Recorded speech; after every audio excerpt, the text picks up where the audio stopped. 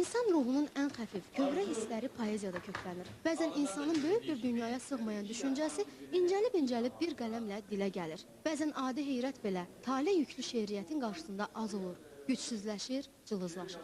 Düşünürsən ilahi, nədən bir-birinin ardınca düzülən bu bir neçə söz insan ruhunu belə oynadar? Nədir o sözlərin sirri ki, illərlə düşündürür səni? İncə ruhlu şairə Arzu xanımın misralarında da nə isə bir sir, pünhanlıq var. Bəlkə də o müəmmadır oxucularını sevdirən onu.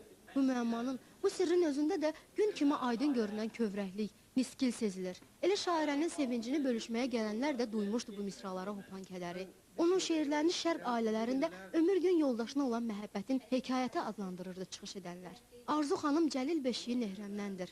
Tənha Qu nəğməsi onun əbədi sevgi şeirlər toplusundan sonra ikinci görüşüdür oxucularla. Lakin şeirləri vərəqlədikcə misralar qəlbə o qədər yaxın gəlir ki, ani olaraq onu uzun illər boyunca tanıdığını düşünürsən. Deyirlər insanları sevincdən çox kədər birləşdirir. Bəlkə misralardakı o həsrət, o niskildir onu bizə doğmalaşdıran. Biz də bu doğma misraların sahibinə bəndlərə sığmayan sevinç, səadət, yaradıcılıq uğurları arzulayırıq. Arzu xanım, bu kitabımızda da ötən kitabınızda Müəllim, bir musiqici kimi siz ilk öncə Arzunun yaradıcılığını duymuşsunuz. Mümkünsə bu duyğularınızı bizimlə paylaşın. Mənim üçün çox çətindir danışmaq.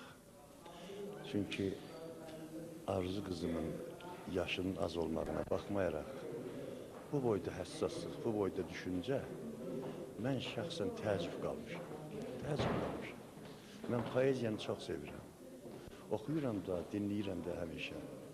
Amma Arzunun mənə bağışladığı kitabı mən oxudum. Ər-arvad ikimiz də göz yaşı ilə. Çox böyük gələcəyi var Arzu qızımın, çox böyük. Bu məni belə o qədər sevindirir ki, mən lirikanı sevirəm, lirikanı. Arzu xanımda lirikanın içində yaşayır. Bunun həyatı lirika gəlibdir. Mən istəyərdim ki, bütün yazarlarımız lirikaya fikir versinlər.